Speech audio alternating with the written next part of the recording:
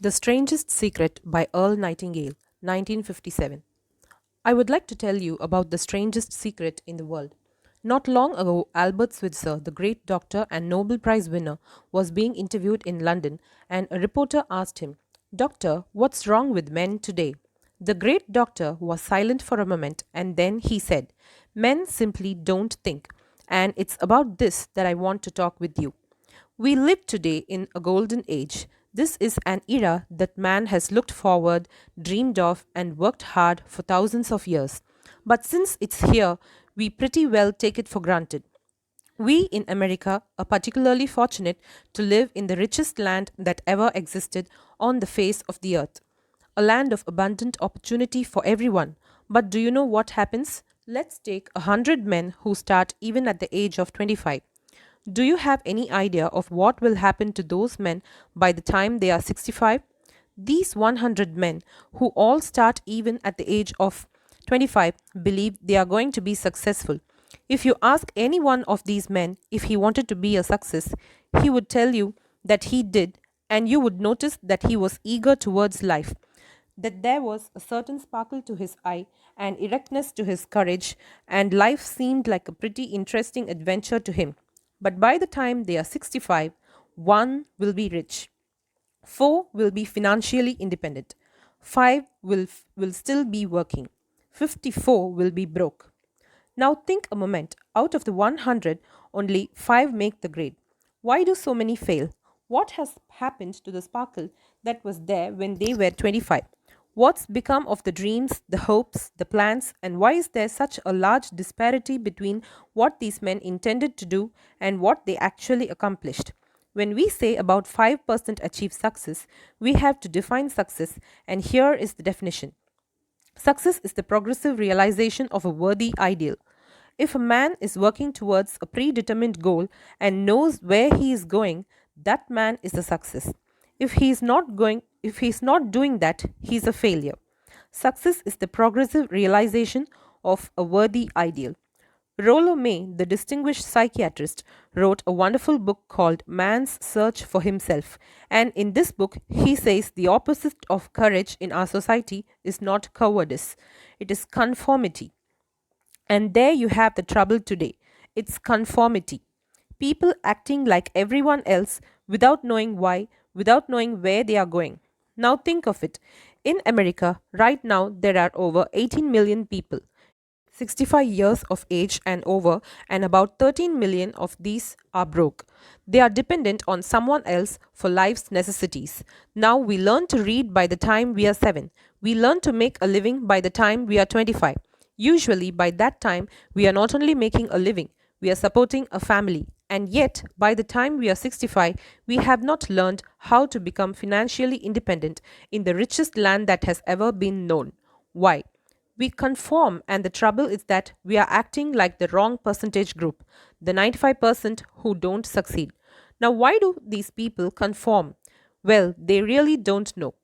These people believe that their lives are shaped by circumstances, by things that happened to them, by exterior forces. They are outer directed people. A survey was made one time that covered a lot of men, working men, and these men were asked, "Why do you work? Why do you get up in the morning?" 19 out of 20 had no idea.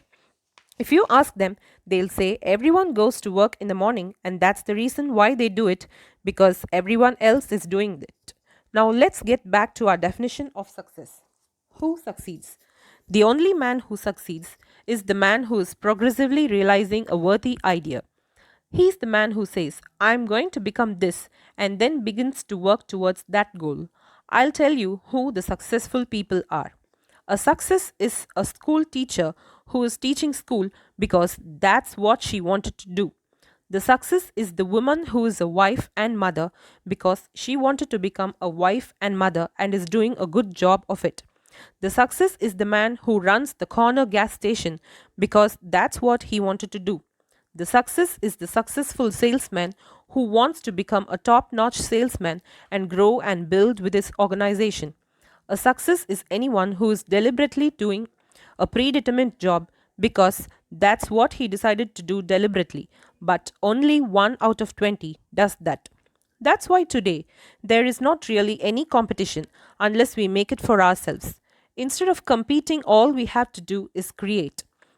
Now, for 20 years, I looked for the key which would determine what would happen to a human being. Was there a key I wanted to know which would make the future a promise that we could foretell to a logic stand? Was there a key that guaranteed a person becoming successful if he only knew about it and knew how to use it? Well, there is such a key, and I have found it. Have you ever wondered why so many men work so hard and earnestly without ever achieving anything in particular, and others don't seem to work hard and yet seem to get everything? They seem to have a magic touch. You have heard them say that about someone. Everything he touches turns to gold. And have you ever noticed that a man who becomes successful tends to continue to be successful? And on the other hand, have you noticed how a man who is a failure tends to continue to fail? It's because of goals. Some of us have goals, some don't. People with goals succeed because they know where they are going. Now think of a ship leaving a harbor and think of it with a complete voyage mapped out and planned. The captain and crew know exactly where it is going and how long it will take. It has a definite goal. 9,999 times out of 10,000, it will get to what it started out to get.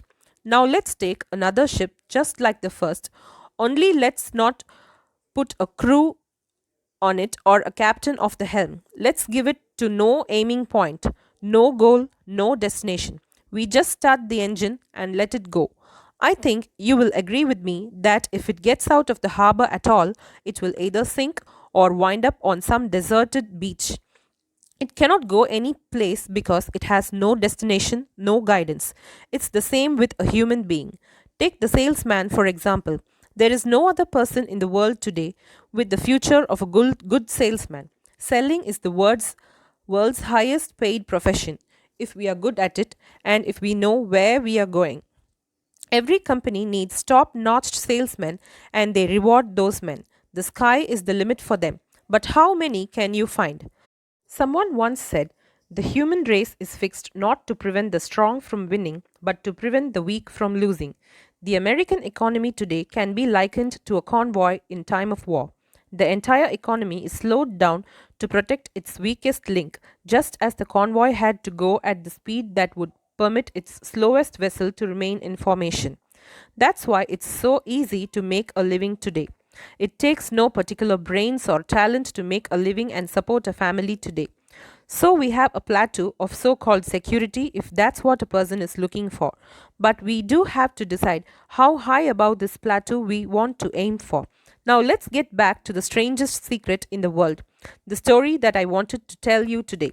Why do men with goals succeed in life and men without them fail? Well, let me tell you something which, if you really understand, will alter your life immediately. If you understand completely what I'm going to tell you from this moment on, your life will never be the same again. You will suddenly find that good luck just seems to be attracted to you. The things you want just seem to fall in line, and from now you won't have the problems, the worries, the knowing lump of anxiety that perhaps you have experienced before. Doubt, fear, well, they'll be things of the past. Here is the key to success and the key to failure. We become what we think about. Now, let me say that again. We become what we think about. Throughout all history, the great wise men and teachers, philosophers, and prophets have not agreed with one another on many different things. It is only on this one point that they are on complete and unanimous agreement. Listen to what Marcus Aurelius, the great Roman emperor, said. He said, a man's life is what his thoughts make of it. Disraeli said this. Everything comes if a man would only wait. I have brought myself by long meditation to the conviction that a human being with a settled purpose must accomplish it, and that nothing can resist a will that will stake even existence for its fulfillment. Ralph Waldo Emerson said this. A man is what he thinks about all day long. William James said, the greatest discovery of my generation is that human beings can alter their lives by altering the attitudes of their mind.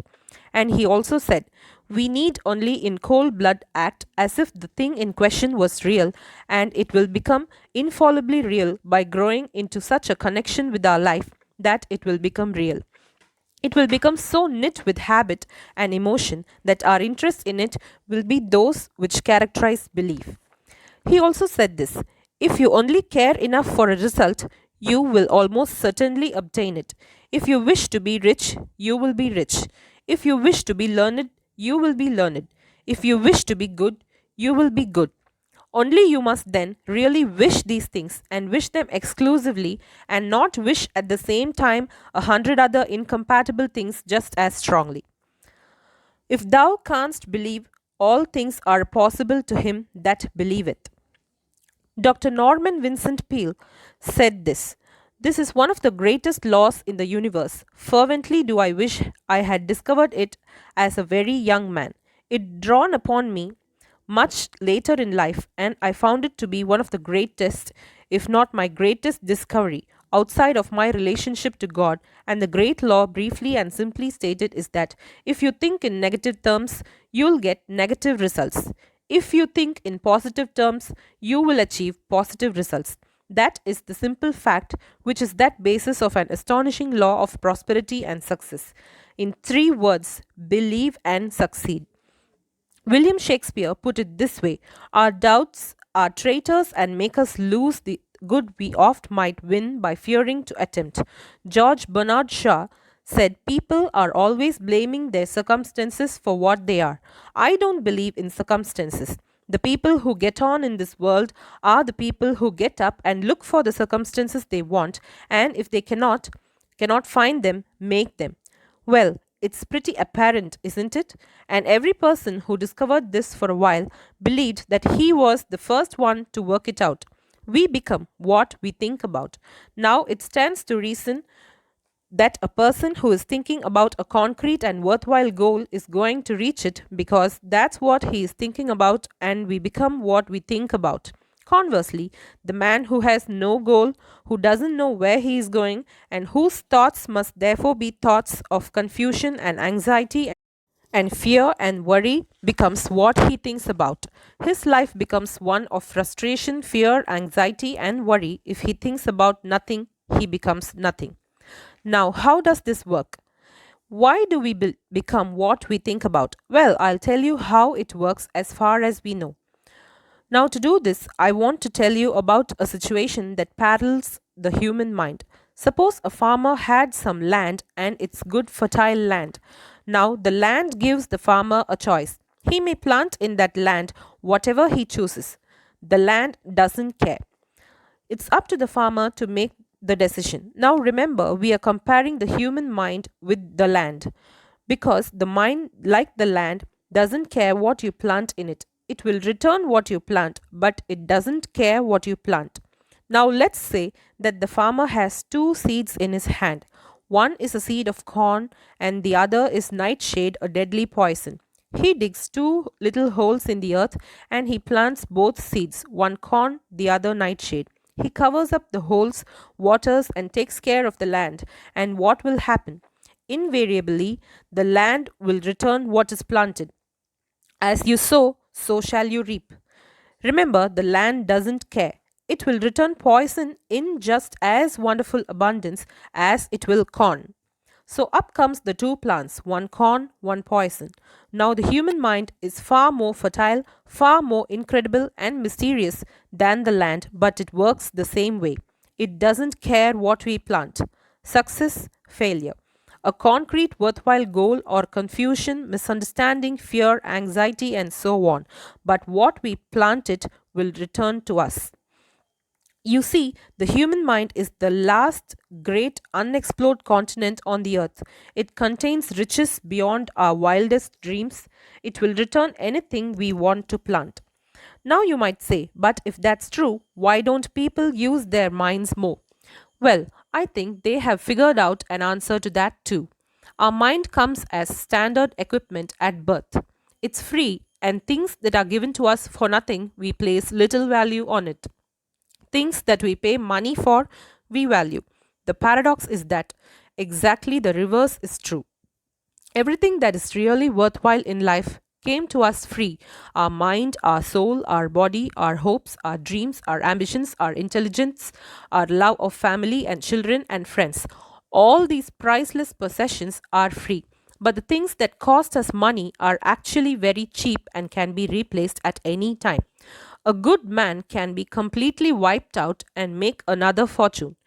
He can do that several times. Even if our home burns down, we can rebuild it. But the things that we got for nothing, we can never replace.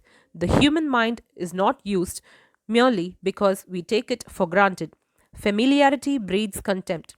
It can do any kind of job we assign to it, but generally speaking, we use it for little jobs instead of big, important ones. Universities have proved that most of us are operating on about 10% of our abilities. Decide now, what is it you want? Plant your goal in your mind. It's the most important decision you'll ever make in your entire life. What is it that you want? Do you want to be an outstanding salesman, a better worker at your particular job? Do you want to go places in your company, in your community? Do you want to get rich?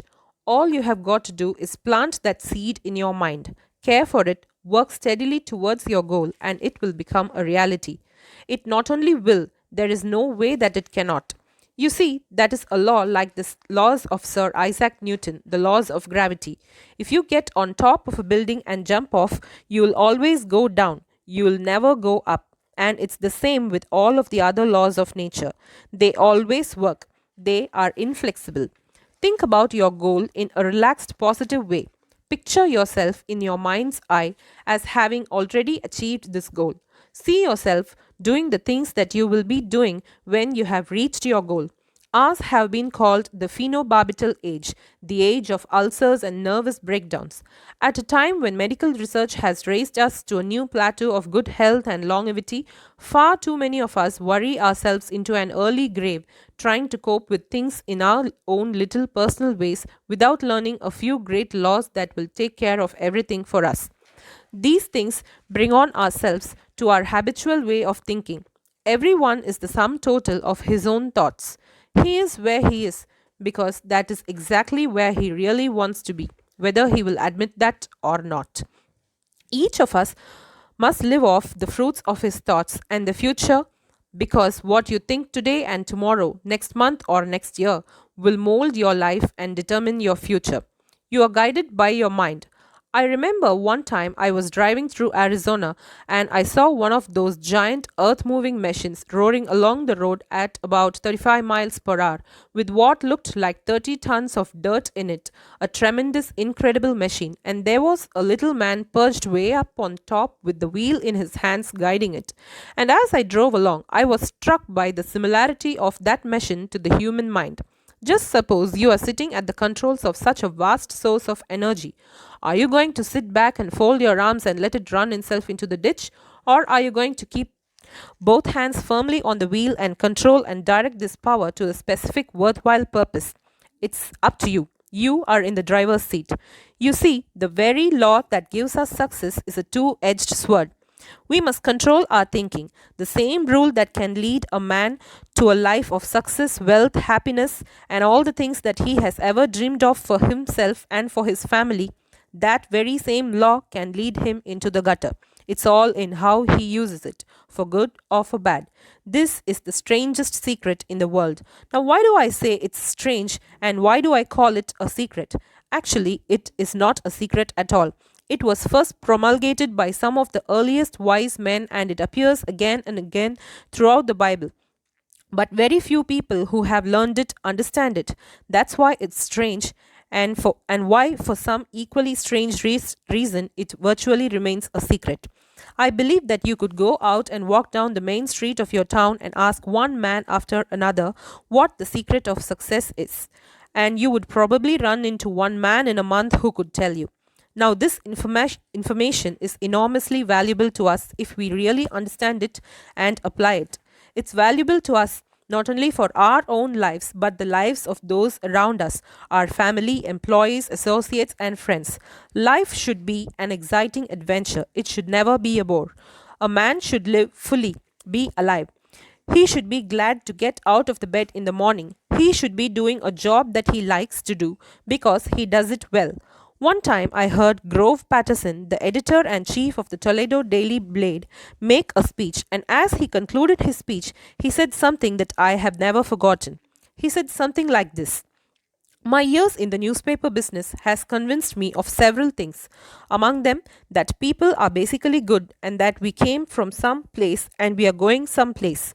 So, we should make our time here an exciting adventure. The architect of the universe did not build a stairway leading nowhere. And the greatest teacher of all, the carpenter from the plains of Galilee, gave us the secret time and time again. As you believe, so shall it be done unto you. I have explained the strangest secret in the world and how it works. Now I want to explain how you can prove to yourself the enormous returns possible in your own life by putting this secret to a practical test. I want you to make a test that will last 30 days. Now it is not going to be easy. If you'll give it a good try, it will completely change your life for the better.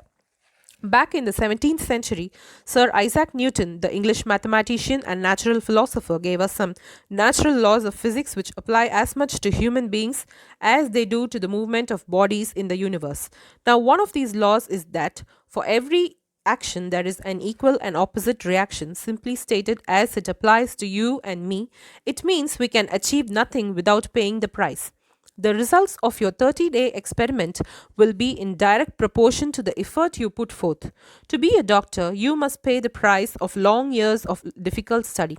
To be successful in selling, and remember that each of us succeeds to the extent of his ability to sell. Selling our families on our ideas, selling education in schools, selling our children on the advantages of living the good and honest life, selling our associates and employees on the importance of being exceptional people. True, of course, to the profession of selling itself.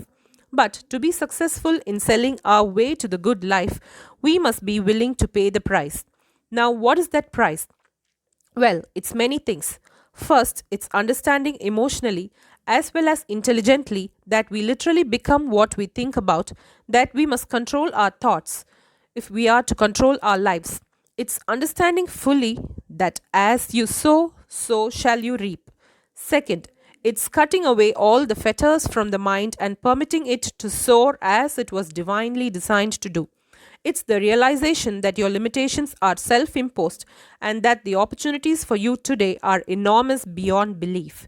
It is rising above narrow minded pettiness and prejudice. Third, to use all your courage to force yourself to think positively on your own problem, to set a definite and clearly defined goal for yourself, to let your marvelous mind think about your goals of more possible angles, to let your imagination speculate freely upon many different possible situations, to refuse to believe there are any circumstances officially strong to defeat you in the accomplishment of your purpose, to act promptly and decisively when your course is clear, and to keep constantly aware of the fact that you are at this moment standing in the middle of your own acre of diamonds, as Russell Cromwell used to point out. Fourth, save at least 10% of what you earn. It's also remembering that no matter what your present job, it has enormous possibilities if you are willing to pay the price. Now, let's just go over the important points in the price that each of us must pay to achieve the wonderful that can be ours. It is, of course, worth any price. 1. You will become what you think about. 2. Remember the word imagination. Let your mind begin to soar. 3. Courage. Concentrate on your goal every day. 4. Save 10% of what you earn. And 5. Action. Ideas are worthless unless we act on them. Now I'll try to outline the 30-day test I want you to make. Now keep in mind that you have nothing to lose by making this test and everything that you could possibly want to gain. There are two things that may be said of everyone. Each of us wants something and each of us is afraid of something. I want you to write on a card what it is to you that you want more than anything else. It may be more money, perhaps you would like to double your income or make a specific amount of money. It may be a beautiful home, it may be success at your job, it may be a particular position in life, it could be a more harmonious family. Each of us wants something. Write down on your card specifically what it is that you want. Make sure it is a single goal and clearly defined.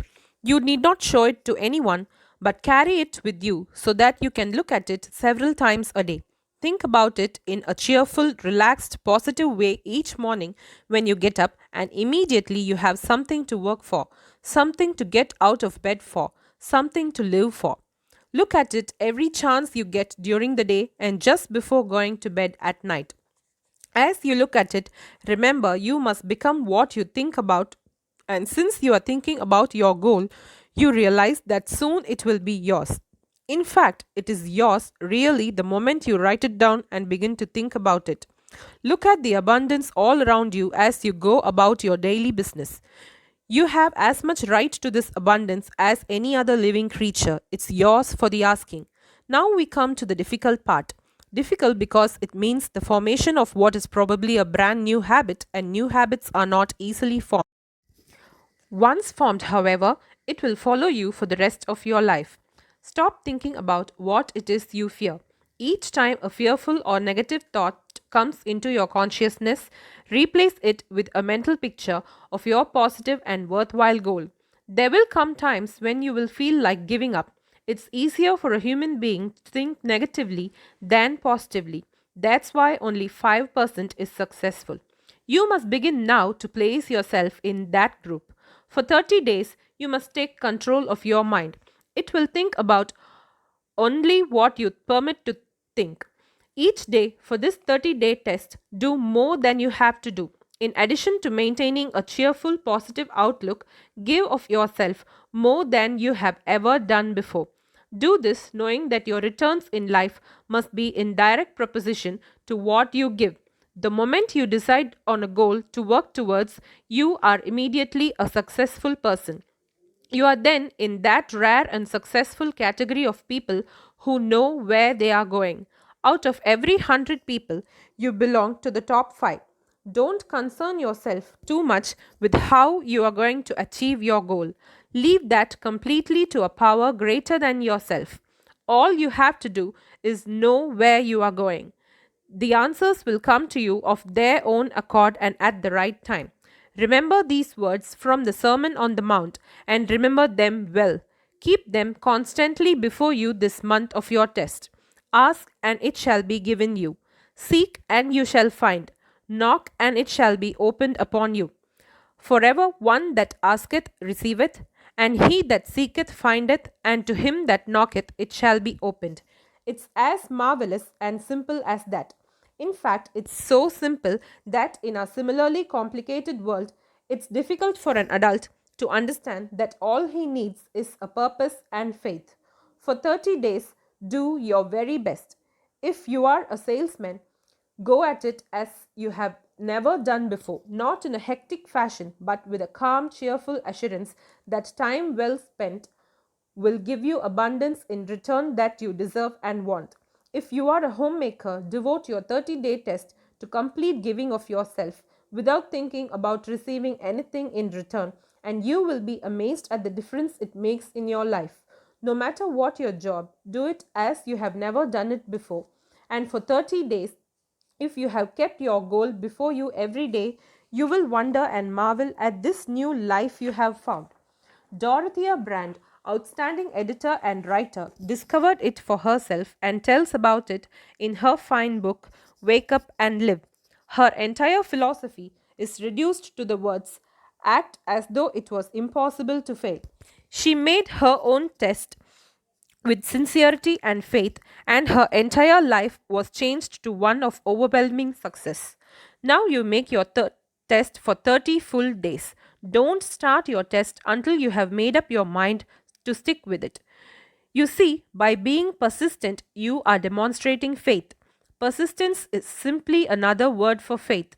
If you did not have faith, you would never persist. If you should fail during your first 30 days, by that I mean Suddenly finding yourself overwhelmed by negative thoughts, you have got to start over again from that point and go 30 more days. Gradually, your new habit will form until you find yourself one of that wonderful minority to whom virtually nothing is impossible. Don't forget the card. It is vitally important as you begin this new way of living.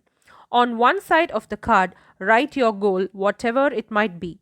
On the other side, write the words we have quoted from the Sermon on the Mount. Ask, and it shall be given. Seek, and you shall find. Knock, and it shall be opened upon you. Nothing great was ever accomplished without inspiration. See that during these critical first 30 days, your own inspiration is kept to the peak. Above all, don't worry. Worry brings fear, and fear is crippling. The only thing that can cause you to worry during your test is trying to do it all yourself. Know that all you have to do is hold your goal before you. Everything else will take care of itself. Remember also to keep calm and cheerful. Don't let petty things annoy you, get you off course. Now, since making this test is difficult, some may say, why should I bother? Well, look at the alternative. No one wants to be a failure. No one really wants to be a mediocre individual. No one wants a life constantly filled with worry, fear, and frustration. Therefore, remember that you must reap that which you sow. If you sow negative thoughts, your life will be filled with negative things. If you sow positive thoughts, your life will be cheerful, successful, and positive. Now, gradually, you have a tendency to forget what you have heard on this recording. Play it often. Keep reminding yourself of what you must do to form this new habit. Gather your whole family around and listen to what has been said here. You know, most men will tell you that they want to make money without understanding the law. The only people who make money work in the mint. The rest of us must earn money. This is what causes those who keep looking for something for nothing or a free ride to fail in life. The only way to earn money is by providing people with services or products which are needed and useful. We exchange our time and our product or services for the other man's money. Therefore, the law is that our financial return will be in direct proportion to our service. Success is not the result of making money. Making money is the result of success. Success is in direct proportion to our service. Most people have this law backwards. They believe that you are successful if you earn a lot of money. The truth is that you can only earn money after you are successful. It's like the story of the man who sat in front of a stove and said to it, "Give me heat and then I'll add the wood." How many men and women do you know, or do you suppose there are today, who take the same attitude towards life? There are millions. We have got to put the fuel in before we can expect heat. Likewise, we have got to be of service first before we can expect money. Don't concern yourself with the money. Be of service. Build, work, dream, create. Do this, and you'll find that there is no limit to the prosperity and abundance that will come to you. Prosperity is founded upon a law of mutual exchange. Any person who contributes to prosperity must prosper in turn himself.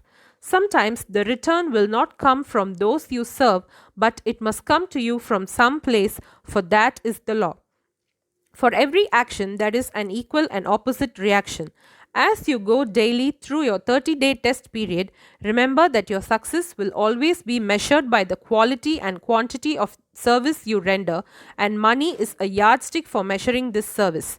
No man can get rich himself unless he enriches others. There are no exceptions to a law. You can drive down any street in America and from your car estimate the service that is being rendered by the people living on that street. Have you ever thought of this yardstick before? It's interesting. Some, like ministers and priests and other devoted people, measure their returns in the realm of the spiritual, but again, their returns are equal to their service. Once this law is fully understood, any thinking person can tell his own fortune. If he wants more, he must be of more service to whom he receives his return. If he wants less, He has only to reduce this service. This is the price you must pay for what you want. If you believe you can enrich yourself by diluting others, you can only end by diluting yourself. Just as surely as you breathe, you'll get back what you put out. Don't ever make the mistake of thinking you can avert this. It's impossible. The prisons and streets where the lonely walk are full of people who tried to make new laws just for themselves. We may avoid the laws of man, but there are greater laws that cannot be broken. An outstanding medical doctor recently pointed out 6 steps that help you realize success. 1. Set yourself a definite goal. 2. Quit running yourself down. 3. Stop thinking of all the reasons why you cannot be successful and instead think of all the reasons why you can. 4. Trace your attitudes back to your childhood and try to discover where you first got the idea you could not be a success if that's the way you have been thinking. 5. Change the image you have of yourself by writing out a description of the person you would like to be. And 6. Act the part of the successful person you have decided to become. The doctor who wrote those words is a noted West Coast psychiatrist, David Harold Fink. Do what all the experts since the dawn of recorded history have told you must do. Pay the price by becoming the person you want to become. It's not nearly as difficult as living unsuccessfully. Make your 30-day test, then repeat it again. Each time it will become more a part of you until you wonder how you could have ever lived any other way. Live this new way, and the floodgates of abundance will open and pour over you more riches than you may have dreamed existed. Money, yes, lots of it. But what's more important is that you will have peace. You will be in that wonderful minority who lead calm, cheerful, successful lives. Start today. You have nothing to lose, but you have a whole life to win. Thank you, Earl Nightingale.